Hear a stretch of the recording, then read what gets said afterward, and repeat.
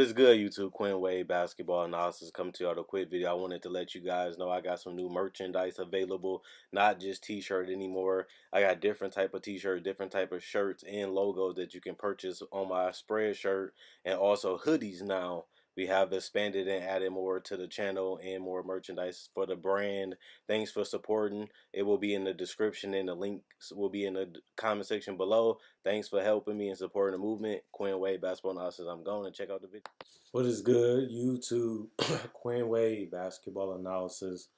Come to out a quick video. We're going to talk about Jonathan Isaac and Orlando Magic, a team that I personally did not have making the playoffs this season just because I didn't think they had enough. They snuck in last year and they ended up catching a lot of people by surprise. Them and the Brooklyn Nets was teams that everybody thought that would be some of the worst teams in the NBA last year, and they was able to fix their season, play hard, and have fun, and go out there and compete, and that allowed them to make it to the playoffs. And I was surprised that they did, but they was able to accomplish it. But when you look at the Orlando Magic, they have a lot of talent on this roster, and they have some young talent. They got the veterans on this team. They also have some guys with a huge upside, like Isaac, like Aaron Gordon, and Mohamed Bamba, to name a few of them. But when I look at this Orlando Magic team, they just don't have the offense. They just can't score enough points. And Isaac coming into the league, we knew he wasn't a great shooter. We knew he wasn't the greatest offensive player. That was going to be something that he has to continue to work on because that was one of the holes and one of the flaws in his game. And when you look at Jonathan Isaac now, he still looks like he's far, far, far away from being a two-way player. He shows that he can be an excellent defender. You can make a case that he can be Defensive Player of the Year if you watch the footage, his ability to switch, use his length, contest shots, but also being able to stay in front of his guy and make finishing around him very amazing. So I think Isaac has shown that he can definitely be a great defender and be one of the best defenders in the league. And you look at his length, you look at his athleticism and his size and his mobility, it's kind of hard not to see him as a great defender because of his physical attributes, especially if he has that mentality that he's locked in and focused and he really wants to go out there and compete because defense is about effort, how you want to defend, how you put the time to know the angles, to know how to stay in front of your guy, to communicate with your teammates on switches and pick and rolls and screens and fighting over those screens. And it also is a part of being an athlete. You still have to have the ability to move slant and horizontal. You still gonna have to have the ability to turn corners, and you're gonna have to have the strength to knock down those screens because they're gonna try to force you into screens to create space for your opponent, and you have to be able to still contest and get through those screens. So you have to have the body, you have to have the mentality, but you also got to have the effort. You know, you still got to put in the work, but you also got to go out there and compete because you playing against the best players in the world. These guys can knock down tough shots. These guys can create shots. These guys can get you in foul trouble. So you have to be disciplined. You have to know when to foul, when not to foul, and when to not do dumb fouls. And I think that's a part of it too. But when I look at Jonathan Isaac, I see a lot of potential. I see a guy that is far, far away from where he can be. But that's just the thing. We said the same thing about Aaron Gordon and other guys on this team. And the past and they never really realized their potential. Aaron Gordon is still a guy that's very young, that still isn't the greatest three-point shooter, still isn't the greatest defender, still isn't the greatest scorer. He shows signs of being a great scorer, but it seemed like it never really took all the way off in Orlando. Same with Victor Oladipo and Tobias. They started showing progress, but they never took that next step in their career until they left for Orlando. Some of it has to do with coaching, coach trying to fix your game and put you in positions where you can succeed, put you in situations where you can be effective offensively and defensively. That's their job. But you also got to be developed. You have to have that confidence. You have to practice it. You have to earn that trust so your coach will allow you to play your game and be who you are. And at this point, I don't know what Jonathan Isaac is. Like, what is his offensive identity? Is he just going to be a guy that's going to sit out in the corner? Will he be a guy that eventually can score off the dribble? will he be a guy that can't score off the dribble? We don't really know what Jonathan Isaac identity is offensively and what can it be and what will it be. It's kind of confusing because they only really use him in transitioning in the corners or at the top of the key.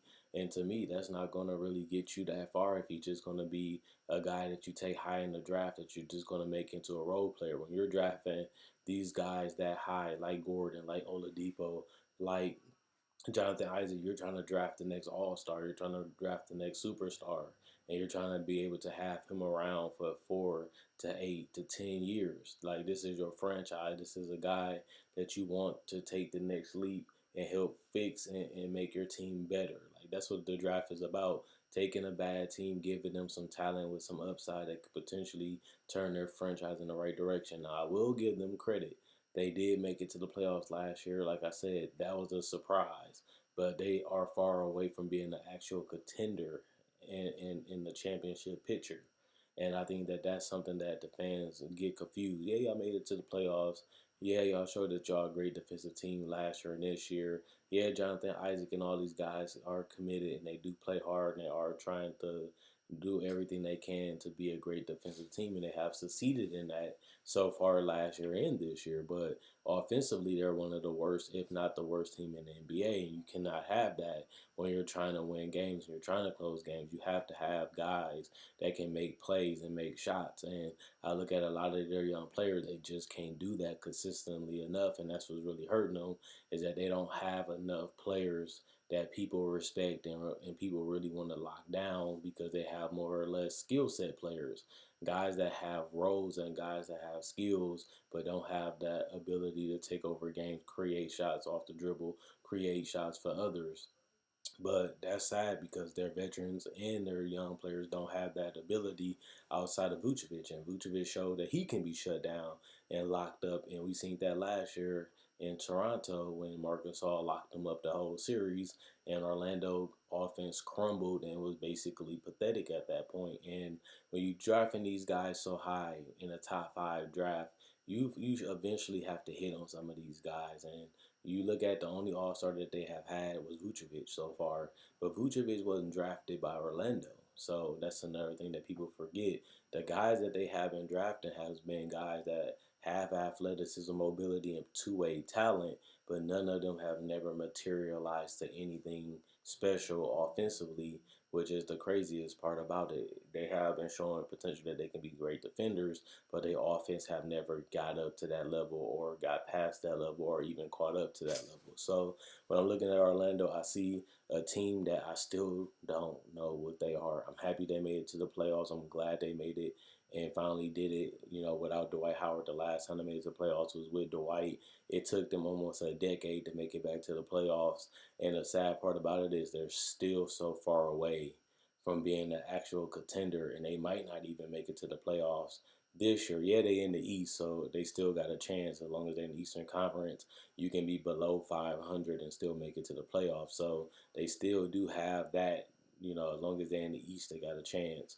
Even if they get off to the start they are right now, a 3 to 4 game win streak will put you back into the playoffs in the East, even if you're at the bottom. But even if they do go on a run and they do go back to the Orlando Magic last year, they're still not a good enough team to make noise in the playoffs as is. So basically, what I'm saying is this team has an unknown direction. Can they really develop their young guys like Isaac? Can they develop their young guys like Gordon and Markelle Fultz?